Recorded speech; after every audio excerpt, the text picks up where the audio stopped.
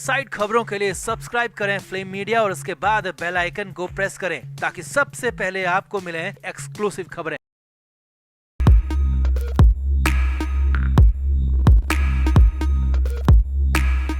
Aryan Khan jail के अंदर है और फिलहाल जेल के अंदर ही रहने वाला है। जी हां, आर्यन की मुश्किलें कम होने के बजाय बढ़ गई हैं। हालत यह है कि जमानत मांगना आर्यन पर ही भारी पड़ गया और उल्टा सरकारी वकील ने आर्यन खान की पूरे केस की उधेड़ कर रख दी और कोर्ट में जो खुलासे किए उसने तो आर्यन खान का केस और ज्यादा बिगाड़ दिया, क्योंकि साफ साफ कह दिया कि आर्यन खान रग की इंटरनेशनल तस्करी में शामिल है। जी हां, ये बहुत बड़ा खुलासा हुआ और उससे भी बड़ी बात यह है कि कॉन्ट्राबैंड ने, जी हां, कॉन्ट्राबैंड ने आर्यन की मुश्किलें कई गुना बढ़ा दी है। इसके बाद तो विदेश मंत्रालय को भी इसमें इन्वॉल्व कर लिया गया। तो क्या है ये नया खुलासा? कैसे सरकारी वकील ने कोर्ट में आर्यन और उनके वकीलों को धुआं कर दिया? सब कुछ आपको बताते हैं। आप इस वीडियो को शेयर करें और कमेंट करके अपनी राय जरूर दें। तो आर्यन खान 8 अक्टूबर से ही जेल के अंदर है और जेल के अंदर उसकी हालत लगातार बिगड़ती जा रही है। आर्यन का हर एक पल एक साल की तरह जेल के अंदर कट रहा है, लेकिन न तो आर्यन के पिता शाहरुख खान कुछ कर पा रहे हैं और न ही वकील ही कुछ ऐसी दलील दे पा रहे हैं कि जिससे कोर्ट से आर्यन को राहत मिले। उल्टा कोर्ट में तो सरकारी वकील ने ऐसे खुलासे कर दिए जिसके बाद आर्यन के लिए पूरा केस ही बिगड़ गया और हो सकता है कि आर्यन को 10 साल तक की सजा भी हो जाए। जी हां, ऐसा ही कुछ हुआ मुंबई की कोर्ट में।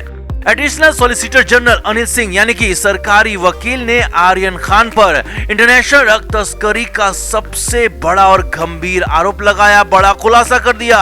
अनिल सिंह ने कोर्ट में कहा कि आर्यन कोई छोटा मोटा अपराधी नहीं है, बल्कि वो इंटरनेशनल लेवल पर ड्रग की तस्करी कर रहा था, विदेशी पेडलर के संपर्क में था। जी हां, ये भी बड़ा खुलासा कोर्ट में किया गया कि आर्यन विदेशी पेडलर के संपर्क में था, उससे बात कर रहा था और उससे बड़ी मात्रा में ड्रग मंगवा रहा था।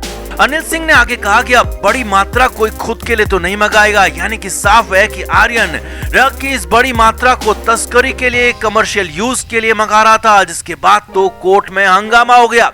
आर्यन खान के वकील अमित देसाई ने इसका खुलकर विरोध किया कि ऐसा नहीं है, मगर सरकारी वकील ने तो आर्यन खान पर आरोपों की, खुलासों की बौछार कर दी, चीथड़े उड़ा दिए।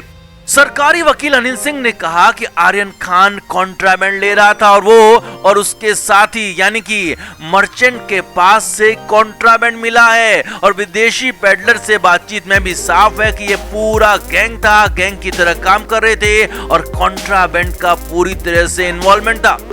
अब आगे बढ़ने से पहले ये भी समझ लीजिए कि आखिर ये कॉन्ट्राबैंड होता क्या है। तो कॉन्ट्राबैंड का मतलब सीधे ऐसी ड्रग, ऐसा पदार्थ या फिर कोई ऐसा आइटम है जो कि प्रतिबंधित है और उसका सेवन, उसका रखना, उसका व्यापार पूरी तरह से रोक है, प्रतिबंधित है। और सामान्य भाषा में कहें तो बड़े लेवल पर जब ड्रग पकड़ी जाती है या फिर बड़े लेवल पर जब ड्रग का कारोबार होता है तो उसे कॉन्ट्राबैंड कहते हैं। और यही कॉन्ट्राबैंड अब आर्यन खान की मुश्किलों की सबसे बड़ी वजह, आर्यन की मुश्किलों की जड़ बन गया है।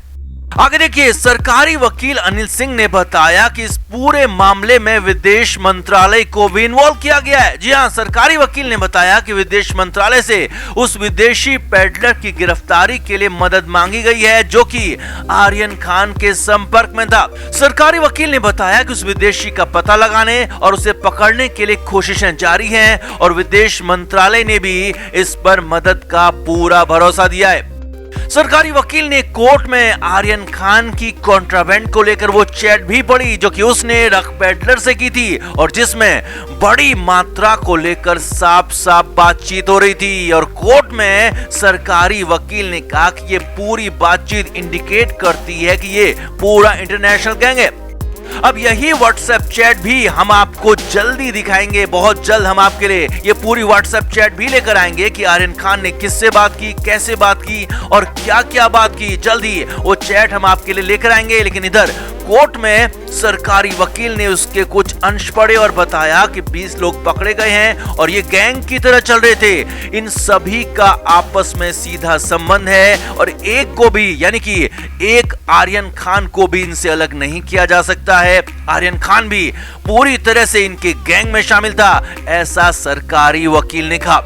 हालांकि आर्यन के वकील अमित देसाई ने इन सारी बातों का विरोध किया, इन सारी बातों को खारिज किया, मगर कोर्ट में जो बातें, जो खुलासे सरकारी वकील अनिल सिंह ने किए वो आर्यन खान को तबाह करने के लिए, बर्बाद करने के लिए काफी हैं। क्योंकि हालत यह है कि अब आर्यन को जमानत मिलने की संभावना दूर दूर तक नहीं दिख रही है, क्योंकि इंटरनेशनल तस्करी रैकेट से जोड़ने का मतलब है कि साजिश बहुत बड़ी है और लोअर कोर्ट से तो इस पर कम से कम जमानत मिलना लगभग असंभव है।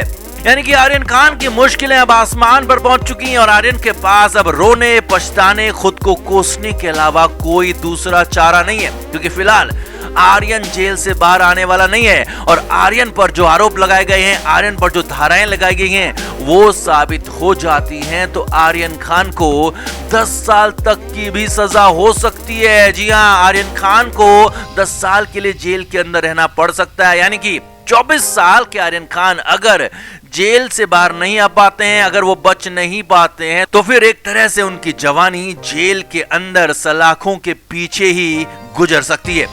तो आपका इस पूरे इंटरनेशनल साजिश पर क्या कहना है? कॉन्ट्राबैंड को लेकर, आर्यन खान की चैट्स को लेकर क्या कहना है? क्या शाहरुख के बेटे आर्यन की जिंदगी अब पूरी तरह से बर्बादी की राह पर है? आप भी कमेंट करके जरूर बताएं और वीडियो को अभी शेयर भी करें।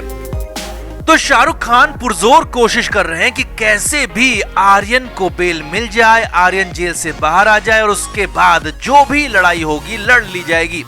हालत ये हो गई है कि सतीश मान शिंदे जैसा बड़ा और कद्दावर वकील होने के बाद भी शाहरुख खान ने एक और बड़े कद्दावर वकील अमित देसाई को भी हायर कर लिया है। जी हाँ, अमित देसाई वही वकील हैं जिन्होंने हिट एंड रन केस में सलमान खान को जमानत दिलवाई थी। यानी कि मुंबई, या कहें कि देश के 2 बड़े वकील कोर्ट में आर्यन खान के लिए दलीलें दे रहे थे, लेकिन एनसीबी ने ऐसा दांव खेला कि जमानत कम से कम 3 दिन आगे खिसक गई और आगे भी जमानत मिल पाएगी इसकी संभावना बेहद कम है। एनसीबी ने साफ साफ कह दिया कि उनका केस अभी तैयार नहीं है, उन्हें 1 हफ्ते का वक्त चाहिए। हालांकि कोर्ट ने एनसीबी को साफ कहा कि बुधवार तक केस तैयार करके अपना पक्ष रखें, और जिसके बाद फाइनली 11 अक्टूबर को आर्यन को जमानत नहीं मिल पाई और 13 अक्टूबर के लिए तारीख आगे बढ़ गई। अब यहीं पर आर्यन खान बुरी तरह से टूट गया, बिखर गया। जी हाँ, सूत्रों के मुताबिक शाहरुख खान हालांकि अब तक अपने बेटे से नहीं मिले हैं, लेकिन शाहरुख ने वकीलों के जरिए आर्यन को अपना संदेश भिजवाया था और सूत्रों के मुताबिक शाहरुख ने आर्यन से वादा भी किया था कि वो 11 अक्टूबर की शाम को घर पर वापस होंगे और इस बार कोई गलती नहीं होगी, पूरी तरह से आर्यन जेल के बाहर होंगे। और इसीलिए शाहरुख खान ने 2 देश के बड़े वकीलों को हायर भी किया था, मगर सब कुछ फेल हो गया। शाहरुख खान का वादा भी टूट गया क्योंकि आर्यन खान को जमानत नहीं मिल पाई और जैसे ही देर शाम जेल के अंदर आर्यन को यह खबर पता चली कि उसे बेल नहीं मिल पाई है, तो जेल सूत्रों के मुताबिक आर्यन खान की हालत बिगड़ गई। पहले तो जेल में खूब हंगामा हुआ। जेल सूत्रों के मुताबिक आर्यन ने शाम 6 बजे दिया गया डिनर नहीं किया। जी हाँ, जेल में 6 से 7 बजे डिनर दिया जाता है, मगर 11 अक्टूबर की शाम को दिया गया डिनर आर्यन खान ने नहीं किया। यही नहीं, जेल सूत्रों के मुताबिक आर्यन अपनी बैरक के अंदर अन्य आरोपियों के साथ बात करता हुआ, बहस करता हुआ भी दिखा गया। पहले इन सभी आरोपियों को अलग बैरक में रखा गया था, लेकिन अब इस एक केस के सभी 5 पुरुष आरोपियों को एक ही बैरक में रखा गया है और वहां पर आर्यन बात करता हुआ, बहस करता हुआ देखा गया। Flame media report.